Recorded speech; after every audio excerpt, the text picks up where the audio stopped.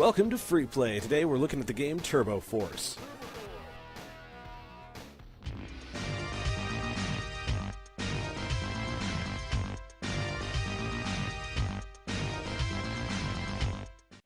Turbo Force is a side-scrolling shoot-'em-up, also called a shmup for you old-school folks, that was released to arcades in 1991 by Video System.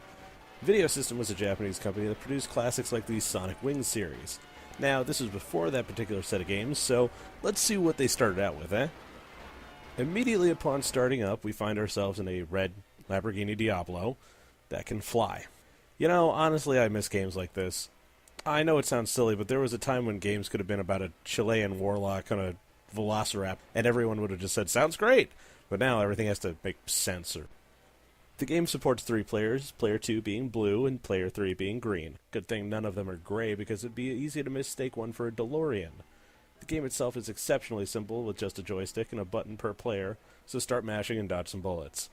Now, this game isn't precisely a bullet hell, but it's a precursor to that genre, which I'll dig into later. You start off with very basic lasers that can fire continuously, and as you get power-ups, your shots do more damage. Pressing the fire button once will make the guns fire in a burst, allowing you to strafe with them just a little bit. But given the enemy density, you're better off hammering the fire button until everything stops moving. In a rare variation, the power-ups actually wear off after time, usually right when you don't want them to. Like when you're fighting a boss, or one of the giant robot mini-bosses that show up randomly. There are 2 sets of dip switches to this game, which are what console and PC gamers would call options. Since arcade games don't exactly have a robust menu system, arcade owners would have to dig into the guts of the machine and flip the switches manually. This is why some arcades had easier or harder games depending on what switches were flipped.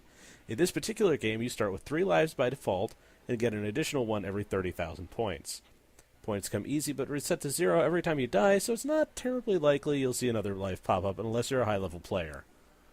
Much of the challenge in this game comes from knowing where the hitbox on your sprite is, which can be difficult considering the amount of fire on screen at any given time. This allows for some close calls, but can also kill players who think they have it sorted out. Unfortunately, it also means that when sprays of bullets come in tight formations, you will die. A fair few of the later levels seem to rely on damage boosting to get through, which is also frustrating. Also, your car explodes into blood when you die. Still trying to work that one out. What the fuck?!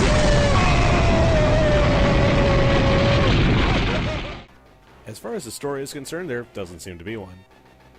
A lot of these arcade games were pretty light on the story, so here's what I can figure out.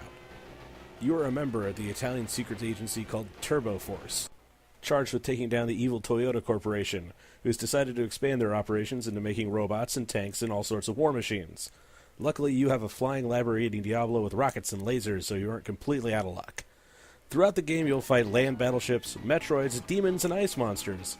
And finally, you'll defeat the disembodied brain of Eiji Toyota, who controls a giant Lexus LS400.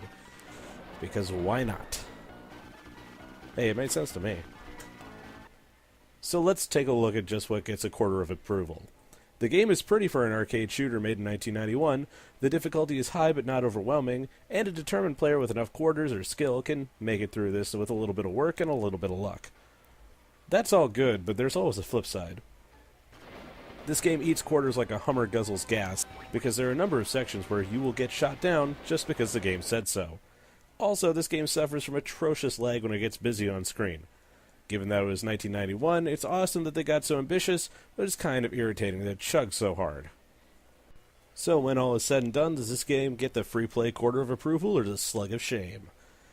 Well, it may not have aged as well as one would like. For 1991, this game was pretty stellar. And if you've got the time to blow, go for it.